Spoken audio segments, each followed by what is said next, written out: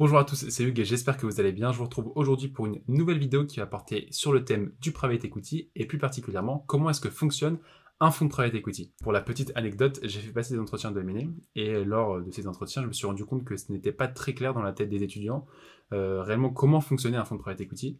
Raison pour laquelle je fais suite un petit peu à la vidéo Qu'est-ce que le private equity avec celle-ci où je détaille beaucoup plus justement le fonctionnement d'un fonds de private equity. Pour tous les membres de la formation technique pour préparer les entretiens en finance, je vous mettrai un PDF beaucoup plus détaillé sur le fonctionnement d'un fonds de private equity. Donc si vous voulez rejoindre cette formation, n'hésitez pas, je vous mets les liens en description de cette vidéo. Donc commençons directement avec une toute petite introduction sur qu'est-ce que le private equity. Bon, brièvement parce que j'ai déjà effectué une vidéo à ce sujet, mais en fait le private equity c'est tout simplement l'investissement dans des sociétés qui ne sont pas cotées, donc des sociétés qui sont privées, private, et equity c'est parce qu'on investit généralement du fonds propre, donc de l'equity, au sein de sociétés qui sont non cotées. Donc le type de société cible, il y a les startups, les entreprises en croissance et les entreprises matures. Les startups et entreprises en croissance, on va généralement pas beaucoup utiliser de dette, peut-être pour les entreprises en croissance, et pas trop pour les startups parce que c'est assez risqué, donc on va plutôt investir beaucoup, enfin majoritairement, voire 100% en equity. Et les entreprises en croissance et matures, là pour le coup on va peut-être utiliser un peu plus de dette et effectuer des opérations qui s'appellent les LBO. Je vous réfère à la vidéo que j'ai effectuée sur qu'est-ce qu'un LBO.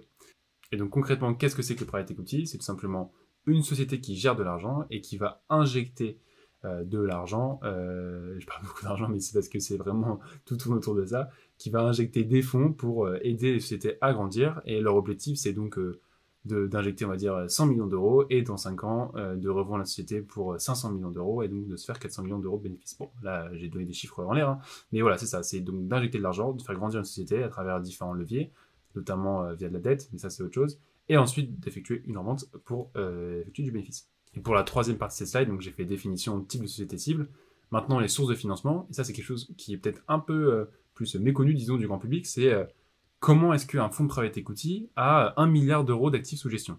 D'où vient cet argent-là? Et donc là il y a deux sources principales. La première ce sont les investisseurs institutionnels, donc vous allez avoir des fonds de pension, ça c'est beaucoup aux États-Unis, mais il y en a aussi en France. Par exemple, il existe des fonds de pension pour tous les instituteurs d'école, enfin les profs. Et donc, qu'est-ce que c'est qu'un fonds de pension? C'est vous cotisez pour votre retraite, vous mettez ça dans un fonds de pension, et le fonds de pension va essayer de faire fructifier cet argent. Et comment est-ce que ce fonds de pension va essayer de faire fructifier l'argent que vous cotisez pour votre retraite? Et ben, il va l'investir en partie, pas tout, hein, mais il va investir une partie dans des fonds de private equity. Il y a également les assurances, les fonds souverains, etc. Et pour les investisseurs individuels, donc là il y a les family offices. Donc ça concrètement qu'est-ce que c'est? C'est en fait imaginer des grandes familles qui ont beaucoup d'argent, et en fait elles vont créer en quelque sorte des petits fonds d'investissement pour gérer leur propre fortune. Donc là on parle vraiment de centaines de millions voire des milliards d'euros. Et il y a également des personnes qui ont généralement une grosse fortune, même si c'est en train de se démocratiser auprès du grand public, le private equity. Mais il y a quand même, c'était, et ça l'est toujours, réservé aux personnes qui sont très fortunées, donc des investisseurs individuels qui décident par eux-mêmes d'investir dans des fonds de private equity plutôt que de créer un family office. Donc, comment est structuré un fonds de private equity? Et là, on va parler un petit peu de tout ce qui est carried, hurdle, etc. Ça, ce sont sûrement des termes dont vous avez peut-être entendu parler, mais c'est vraiment important de savoir maîtriser ces termes-là et de comprendre à quoi ils correspondent. Donc comment c'est structuré? Là c'est un schéma qui est vraiment très très simplifié, mais en gros il y a un fonds. Le fonds, comme je vous l'ai dit, il y a de l'argent qui est injecté par des investisseurs institutionnels ou individuels. Ces investisseurs institutionnels et individuels, on va les appeler les LPs, donc les Limited Partners. Ce sont donc des personnes et des groupes qui investissent de l'argent dans le fonds de private equity. Et ils ne prennent pas de décision quotidienne sur le fonds d'investissement, mais ils vont uniquement souscrire à des parts de ce fonds. Pour ensuite voilà, que le fonds ait de l'argent à investir dans des sociétés. Pourquoi ils sont appelés Limited Partners? Tout simplement parce que leur responsabilité est limitée à l'argent qu'ils investissent.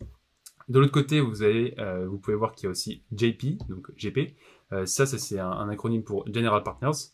Et là, en fait, ce sont les personnes qui gèrent les fonds d'investissement, donc généralement les Managing Partners, par exemple, les Managing Directors. Ils donc dirigent le fonds de private equity, et ce sont eux qui prennent les décisions importantes sur où investir et comment gérer les investissements.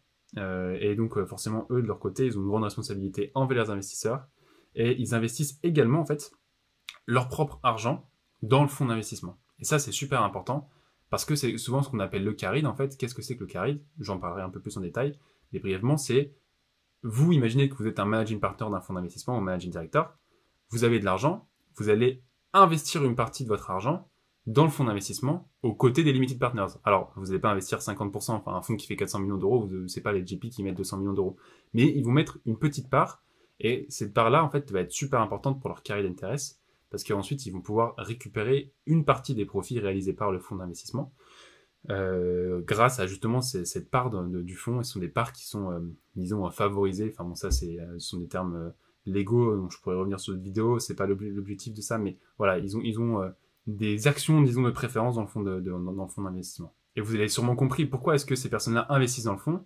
Il y a plusieurs raisons. Le premier, c'est parce que comme ça, ils peuvent participer, enfin, ils ont un variable en quelque sorte qui est indexé à leur performance. Et de deux, ça montre également qu'ils sont impliqués, qu'ils ont confiance dans la stratégie qu'ils vont utiliser, qu'ils vont pas faire n'importe quoi avec l'argent prêté par les limited partners. Et donc, ça rassure en quelque sorte les limited partners dans l'investissement dans le fonds. Et donc, en dessous du fonds, parfois, il y a un gros fonds, il y a différents fonds. Bon, là, c'est pour ça que j'ai dit que j'ai simplifié. Mais en dessous du fonds, il y a des sociétés en portefeuille. Donc, chaque fonds va investir. Alors, il n'y a pas un nombre moyen, hein, enfin, du moins, je ne l'ai pas en tête, de sociétés au sein desquelles les fonds vont investir. Mais ils vont utiliser une partie. Généralement, un fonds va avoir une thèse d'investissement.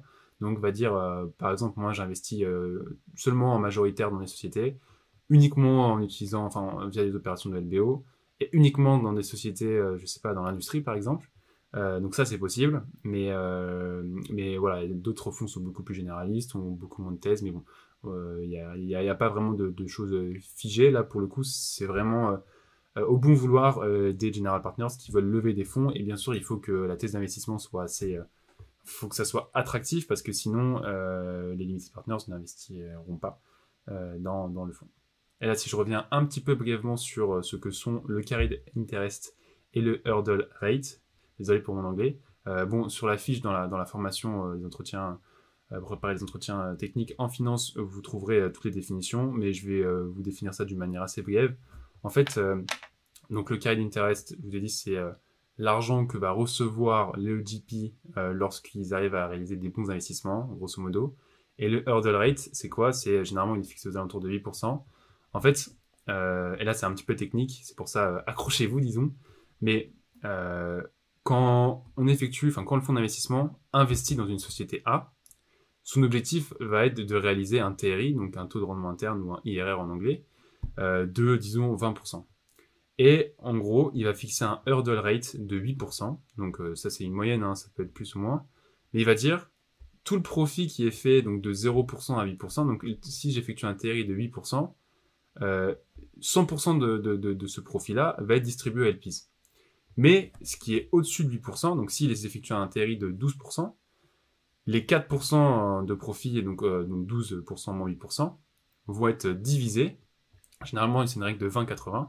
20% des bénéfices donc de ces 4% vont aller directement au GP, et 80% vont être répartis aux LPs. Et donc, ce hurdle rate, c'est en quelque sorte le taux à partir duquel les GP commencent à gagner du carried interest. Et le carried interest, ça va être donc les 20% des 4% dans l'exemple que j'ai donné. Donc bon, si c'est pas très clair, mettez-moi des commentaires. Si vous voulez que je fasse vraiment une vidéo à ce sujet, encore une fois, mettez-le moi en commentaire. Et je serais intéressé de savoir un petit peu si vous avez compris, et pour me le mettre en commentaire, parce que souvent on dit que le carried interest, c'est une source de revenus qui est énorme, ce qui est le cas, quand bien sûr le fonds performe.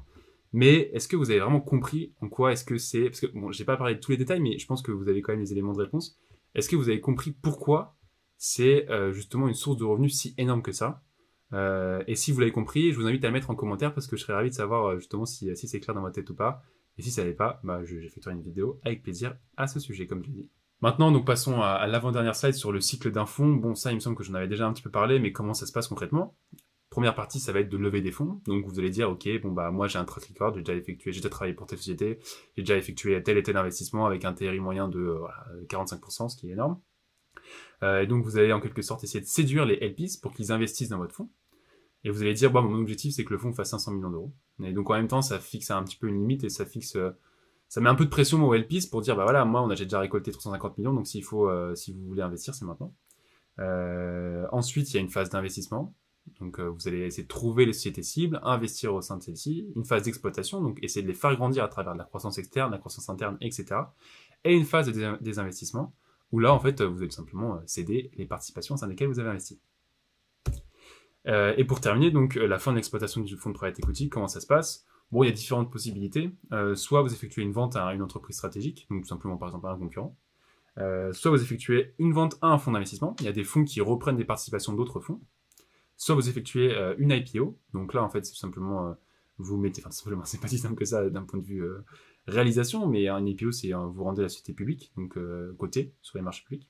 Ou soit vous pouvez réinvestir dans la société et donc repartir sur un nouveau cycle.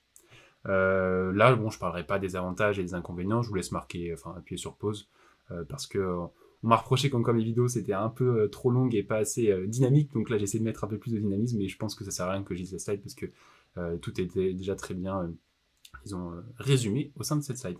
Voilà, j'espère que cette vidéo vous aura plu. J'ai essayé d'être le plus rapide, mais essayer d'être également le plus clair possible. Donc encore une fois, si quelque chose n'est pas clair, mettez-le moi en commentaire. Je vais revenir en force pour la rentrée de 2023 avec plein de nouvelles vidéos, plein de nouveaux concepts, avec également de nouvelles choses sur mon site internet. Vous allez voir, bon, j'ai pas trop envie de teaser tant que c'est pas sorti, mais il y aura sûrement une nouvelle formation, voire deux nouvelles formations, qui devraient vraiment beaucoup vous aider pour préparer et pour également bien performer pendant vos différents stages. Et également d'autres choses. Donc bref, restez à l'affût. C'était Hugues, je vous souhaite à tous une excellente journée, une excellente soirée. À la prochaine pour de nouvelles vidéos.